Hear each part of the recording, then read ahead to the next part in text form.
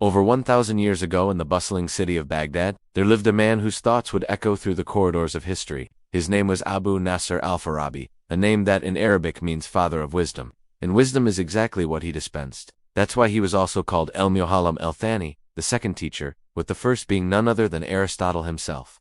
In this episode of our series celebrating the giants of Islam, let us delve into the life and legacy of a man who bridged the ancient world of Greece with the spiritual depth of Islam. We will explore his philosophical musings, his political ideals, and his enduring impact on the course of human thought. Join me on this journey as we uncover the story of a man who quite literally shaped the way we think. Our story begins in the year 872 in the Central Asian region of Farab, an area that is now part of Kazakhstan. It was here that Abu Nasr Al-Farabi was born into a family of Persian descent. Now this is important because Farabi is considered the bridge between two major civilizations, East and West, Persia and Greece. And that's because from a very young age, he began studying ancient Greek texts, which were translated into Persian. These weren't just any texts, they were the foundational works of philosophy by thinkers like Plato and Aristotle. Young Al-Farabi absorbed these teachings like a sponge, setting the stage for the incredible journey ahead. As he grew older, Al-Farabi didn't just consume these ideas, he began to produce his own. He taught in various centers of learning, but his big break came when he moved to Baghdad. This was no ordinary city. It was the cultural and intellectual capital of the Islamic world, a place where ideas from across civilizations converged. It was here that Al-Farabi found his stride, becoming one of the most prolific writers of his time. He penned over 100 books, touching on every branch of knowledge from metaphysics to politics, logic to ethics. But perhaps the most fascinating thing is that he didn't limit himself to one field. Al-Farabi was a polymath, a true Renaissance man of the Islamic Golden Age. Now let's talk about what might be Al-Farabi's most famous work, The Virtuous City. This book wasn't just another philosophical treatise, it was a blueprint for an ideal society. Imagine a city where people don't just coexist, but truly cooperate for the common good. In this city, the ruler is not just a king, but a philosopher, a guide, a mentor.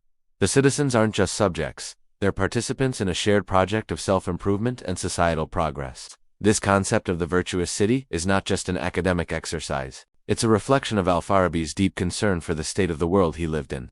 He saw the potential of human beings, and he wanted to create a system that allowed them to thrive. He said, "In a virtuous society, people cooperate to achieve happiness. In ignorant societies, they cooperate only to survive." This highlights his belief in the purpose of society. It's not just to exist, but to help its members lead fulfilling lives. And what does happiness mean to Al-Farabi? It's not about fleeting pleasures or material wealth, he said. The purpose of human life is the attainment of true happiness, which is found in the perfection of the soul, not in wealth or pleasure. In other words, true joy comes from personal growth, from aligning oneself with higher truths, not from external circumstances. But achieving this happiness, this personal perfection, is not a solitary pursuit. It requires a community, a society that fosters virtue and guides its members towards the light. And at the heart of this society is the ruler, the person or persons responsible for creating and maintaining this environment. Now, if you've been listening closely, you might have noticed a bit of a shift in Al-Farabi's thinking. Yes, he loved the ideas of the Greek philosophers, especially Aristotle. But he didn't just accept their ideas blindly. He questioned, he refined, and he reshaped them, making them his own. Take, for example, his idea of the philosopher king, a concept from Plato. Plato believed that the ideal ruler was someone who had a deep understanding of philosophy, someone who could lead not just by force, but by wisdom. Al-Farabi agreed, but he took it a step further. He added a religious dimension to it. He said the perfect ruler is not just a philosopher, but should also resemble the prophet, someone who combines knowledge with divine inspiration. This fusion of philosophy and religion is a recurring theme in Al-Farabi's work. He saw them not as rivals, but as allies, two paths leading to the same summit. Let's look at another aspect of Al-Farabi's philosophy, his views on happiness. He didn't believe, as many of his contemporaries did, that happiness was the ultimate goal of life. Rather, he saw it as a byproduct, a natural consequence of living a virtuous life. This aligns with some aspects of Aristotelian philosophy, but again, Al-Farabi adds his unique twist.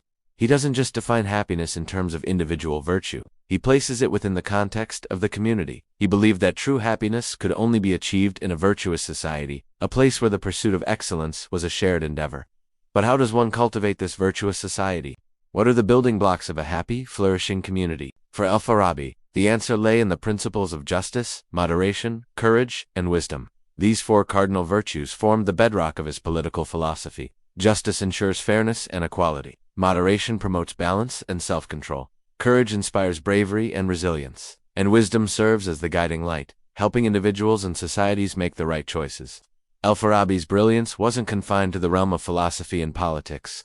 He was a man of many talents, and one of his lesser-known but equally fascinating pursuits was music. His great book of music showcases his deep understanding not just of the technical aspects of music, but also its spiritual and ethical dimensions. In this work, Al-Farabi delved into the mathematical foundations of sound, exploring the intervals between notes and the harmonies they produce. But he didn't stop at the mechanics of music. He saw music as a powerful force that could influence the human soul. He believed that certain musical modes could evoke specific emotional responses, and he studied how these emotions could be used to inspire and elevate the human spirit. Imagine, if you can, a world where scientific understanding meets artistic expression, where the rational and the emotional come together to create something truly beautiful. That's the world Al-Farabi wanted to create. His approach to music, much like his approach to philosophy and politics, was holistic. It considered the multiple facets of an art form and its impact on the human experience. When we talk about Al-Farabi, it's easy to get lost in the grandiosity of his ideas, his virtuous cities, his explorations of the soul, his theories of music. But one of the most important things to remember about this great thinker is his humility.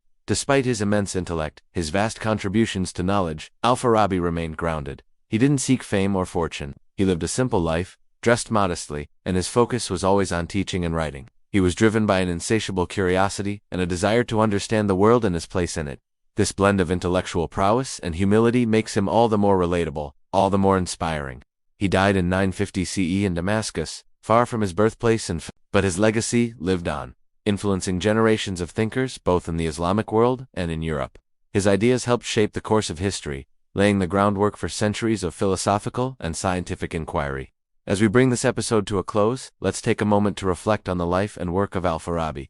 He was a man who dared to dream of ideal cities, who sought to understand the complexities of the human soul, who saw harmony in music and mathematics. His thirst for knowledge, his relentless pursuit of understanding, his belief in the power of ideas to shape the world, all of this continues to inspire us today. So the next time you hear a beautiful piece of music, when you contemplate the mysteries of the universe, when you think about the challenges of building a better world, remember the name Abu Nasr Al-Farabi, the man who bridged two worlds and left an indelible mark on the course of human thought. Thank you for joining us on this journey through the life of a great mind. If you enjoyed this episode, please don't forget to like, comment, and share. And if you haven't already, subscribe to our channel so you never miss out on new episodes. Until next time, stay curious, stay open-minded, and above all, stay thirsty for knowledge.